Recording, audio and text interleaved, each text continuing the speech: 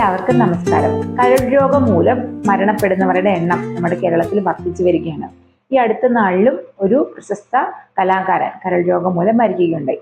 അതുകൊണ്ട് തന്നെ ഇന്നത്തെ നമ്മുടെ വീഡിയോയിൽ കരളിനെ ബാധിക്കുന്ന രോഗങ്ങൾ, കരൾ രോഗം ഉണ്ടാകുന്നത് എങ്ങനെയാണ്, എന്തൊക്കെ ടെസ്റ്റുകളാണ് നമുക്ക് കരൾ രോഗമില്ലെന്ന് ഉറപ്പുവരുത്താൻ വേണ്ടിയിട്ട് നമ്മൾ ചെയ്യേണ്ടത്, എന്തൊക്കെ ലക്ഷണങ്ങൾ കണ്ടാലാണ് നമ്മൾ സംശയിക്കേണ്ടത്, അതുപോലെ തന്നെ എങ്ങനെയാണ് നമുക്ക് നമ്മളുടെ കരളിന്റെ ആരോഗ്യം മെച്ചപ്പെടുത്താൻ സാധിക്കുന്നതെന്നെല്ലാം വളരെ ഡീറ്റെയിൽ ആയിട്ട് നോക്കാം. നമുക്കറിയാം, നമ്മുടെ ശരീരത്തിലെ ഒരു പ്രധാന ആന്തരിക അവയവമാണ്, ഇന്റേണൽ ഓർഗനാണ് കരൾ. അതുപോലെ തന്നെ ഏറ്റവും വലിയ ഒരു ഇന്റേണൽ ഓർഗനാണ്.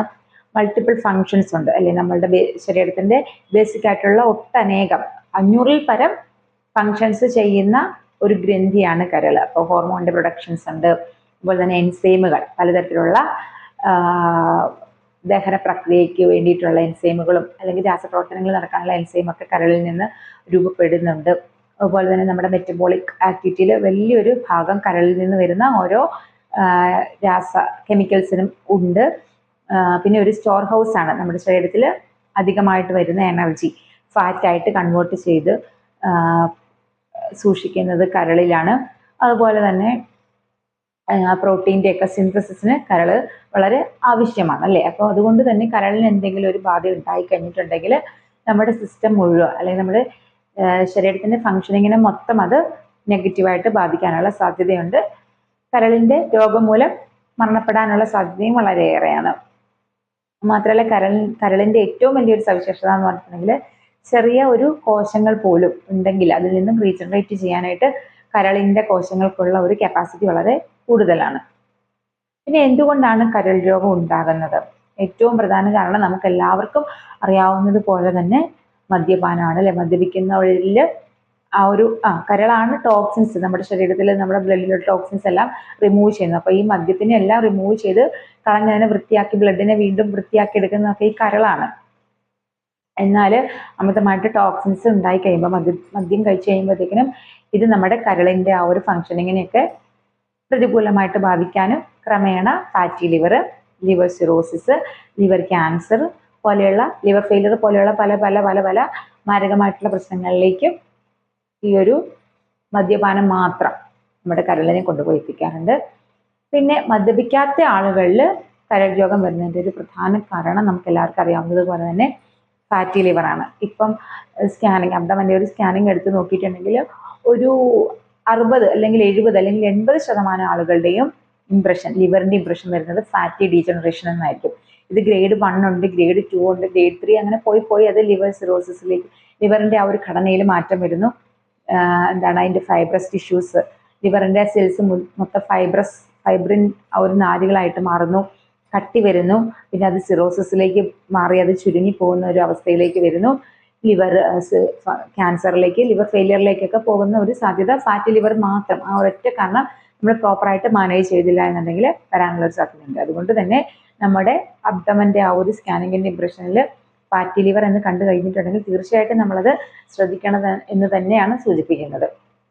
അപ്പം നമ്മുടെ ബോഡി വെയിറ്റ് കുറയ്ക്കുന്നത് കൊണ്ട് തന്നെ ഒരു 5 കിലോഗ്രാം ഒക്കെ വെയിറ്റ് കുറച്ചെങ്കിൽ തന്നെ നമുക്ക് ആ ഒരു ഗ്രേഡ് അതിൻ്റെ തൊട്ട് മുമ്പിലത്തെ ഗ്രേഡിലേക്ക്, അത് ഗ്രേഡ് 2-ലാണ് നിൽക്കുന്നതെങ്കിൽ അതിനെ ഗ്രേഡ് 1 ആക്കി കുറച്ച് കൊണ്ടുവരാനും പതിയെ നമ്മുടെ കരളിനെ പൂർവ്വസ്ഥിതിയിലേക്ക് മാറ്റാനും ഫാറ്റി ലിവർ ഉള്ളവർക്കാണെന്നുണ്ടെങ്കിൽ സാധ്യമാണ്.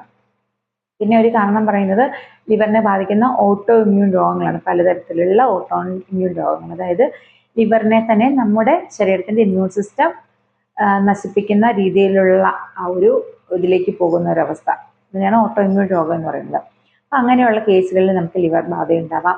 പിന്നെ പലപ്പോഴും വൈറൽ ഇൻഫെക്ഷൻ, അതായത് ഹെപ്പറ്റൈറ്റിസ് ബി പോലെയുള്ള വൈറസിന്റെ ഇൻഫെക്ഷൻ മൂലം അത് പലപ്പോഴും നമ്മുടെ ശരീരത്തിൽ ഈ ഒരു ബാധ ഉണ്ടായാൽ പോലും അത് പിന്നീട് നമുക്ക് ശരീരത്തിൽ അത് പൂർണ്ണമായിട്ട് നശിക്കാതെ പ്രത്യേകിച്ച് ലക്ഷണങ്ങളൊന്നുമില്ലാതെ അതിൻ്റെ ഒരു ഇനാക്റ്റീവ് ഫോമിൽ ഇരുന്നിട്ട് പതിയെ കരളിനെ നശിപ്പിക്കുന്ന ഒരു പ്രവണത കാണാറുണ്ട്. അപ്പം ഇത്തരത്തിൽ വൈറൽ ഇൻഫെക്ഷൻ ഉണ്ടെങ്കിൽ അത് നമ്മുടെ കരളിൻ്റെ ആരോഗ്യത്തിനെ ബാധിക്കുകയും കരൾ രോഗം ഉണ്ടാക്കാനുള്ള ഒരു കാരണമാകാറുണ്ട്. പിന്നെ ഹെറിഡിറ്റി, പിന്നെ നമ്മുടെ ലൈഫ് സ്റ്റൈല്, പിന്നെ നമുക്കുണ്ടാകുന്ന ജീവിതശൈലി രോഗങ്ങൾ, കൊളസ്ട്രോള്, പ്രമേഹം, BP പോലെയുള്ള രോഗങ്ങളൊക്കെ പലപ്പോഴും നമുക്ക് നമ്മുടെ ലിവറിനെ പതിയെ നശിപ്പിക്കുന്ന തരത്തിലുള്ള രോഗങ്ങളാണ്. അപ്പോൾ ഇതെല്ലാമാണ് ലിവർ രോഗം അല്ലെങ്കിൽ കരൾ പതിയെ പതിയെ നശിച്ചു പോകാനുള്ള പ്രധാന കാരണങ്ങൾ ആയിട്ട് പറയുന്നത്. ഇനി എന്തൊക്കെ ലക്ഷണങ്ങളാണ് കരൾ രോഗം അതിൻ്റെ ഒരു തുടക്ക സ്റ്റേജിൽ, ഇനീഷ്യൽ സ്റ്റേജിലൊക്കെ ഉണ്ടാകുന്നത് നോക്കാം. പലപ്പോഴും കരളിൻ്റെ ആ ഒരു രോഗത്തിൻ്റെ അല്ലെങ്കിൽ കരളിനെ എന്തെങ്കിലും ഒരു രോഗം ബാധിക്കുന്നതിൻ്റെ തുടക്കത്തിൽ പ്രത്യേകിച്ച് ലക്ഷണങ്ങളൊന്നും ഉണ്ടാവുകയില്ല, അല്ലെങ്കിൽ വളരെ നമ്മൾ തീരെ ശ്രദ്ധിക്കാത്ത സാധാരണയായിട്ട് കാണുന്ന അല്ലെങ്കിൽ ജനറൽ ആയിട്ടുള്ള കുറച്ച് സിംറ്റംസ് ഒക്കെ ആയിരിക്കും ഉണ്ടാവുക. അത് ഏറ്റവും പ്രധാനം ക്ഷീണമാണ്. കടുത്ത ക്ഷീണം, ദിവസങ്ങൾ മാസങ്ങൾ ഇങ്ങനെ കണ്ടിന്യൂസ് ആയിട്ട് നിലനിൽക്കുന്ന ഒരു ക്ഷീണം. അതോടൊപ്പം വിശപ്പില്ലായ്മ ഉണ്ടാവാം, വെയിറ്റ് ലോസ് സംഭവിക്കാം. അതുപോലെ തന്നെ എന്തെങ്കിലും ഭക്ഷണം കഴിച്ചിട്ടുണ്ടെങ്കിൽ ഓക്കാനം, ഛർദി പോലെയുള്ള ലക്ഷണങ്ങൾ. കുറച്ച് എന്തെങ്കിലും ഭക്ഷണം കഴിച്ചിട്ടുണ്ടെങ്കിൽ വയറ് വീർത്ത് വരിക. അതുപോലെ തന്നെ സദാസമയം വയറിലൊരു ബ്ലോട്ടിങ്, വയറിങ്ങനെ വീർത്തിരിക്കുന്ന ഒരവസ്ഥ വരുന്നു. വയറിൻ്റെ വലതുവശത്ത് ഇടയ്ക്കിടയ്ക്ക് ഉണ്ടാകുന്ന ഒരു വേദന.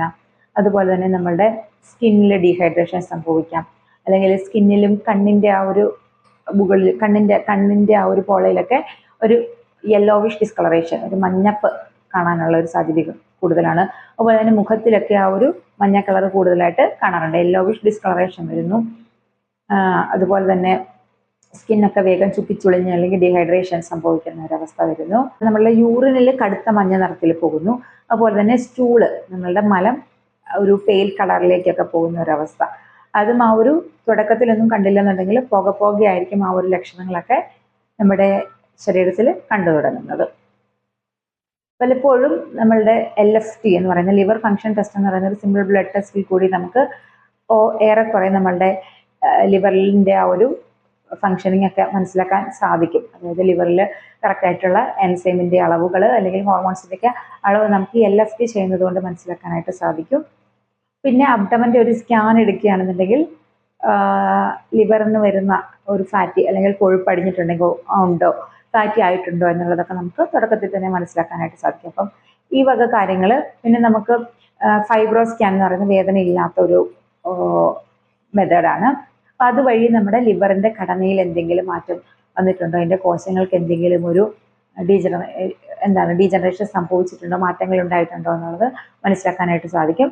പിന്നെ നമുക്ക് സംശയം കിടക്കുന്ന സ്റ്റേജസിലാണെന്നുണ്ടെങ്കിൽ നമുക്ക് MRI, CT പോലെയുള്ളതൊക്കെ എടുത്തു നോക്കുന്നത് അതും ചെയ്യാറുണ്ട്. പക്ഷേ ഏറ്റവും പ്രധാനമായിട്ട് നമ്മൾ LFTയും അതുപോലെ തന്നെ അബ്ഡമൻ്റെ സ്കാനിങ്ങും ഫൈബ്രോ സ്കാനിങ്ങും ഒക്കെയാണ് ഏറ്റവും അടിസ്ഥാനപരമായിട്ട് ചെയ്യുന്നത്. അതിപ്പം വർഷത്തിൽ ഒരിക്കലൊക്കെ ഒരു ബ്ലഡ് ടെസ്റ്റ് ഒക്കെ ചെയ്ത് നോക്കുന്നത് നല്ലതായിരിക്കും. പ്രത്യേകിച്ച് പ്രമേഹം രോഗം, അതുപോലെ തന്നെ ഹെറിഡിറ്റി ആയിട്ട് കരൾ രോഗമുള്ളവർ, അമിത ഫാറ്റി ചേഞ്ചസ് ഒക്കെ എപ്പോഴെങ്കിലും കണ്ടുപിടിച്ചിട്ടുള്ളവർ, അതുപോലെ തന്നെ മദ്യപിക്കുന്നവരൊക്കെ ഇടയ്ക്കിടയ്ക്ക് അല്ലെങ്കിൽ വർഷത്തിലൊരിക്കലോ വർഷത്തിൽ 2 തവണയൊക്കെ LFT ചെയ്യുന്നത് നല്ലതായിരിക്കും. ഇതൊന്നും അല്ലല്ലോ ഏറ്റവും പ്രധാന കാര്യം. നമുക്ക് രോഗം വന്നിട്ട് ചികിത്സിക്കുന്നതിനെ കഴിഞ്ഞ് നല്ലത് രോഗം വരുന്നതിന് മുമ്പേ അതിനുള്ള സാധ്യതകൾ തടയുക എന്നുള്ളതല്ലേ.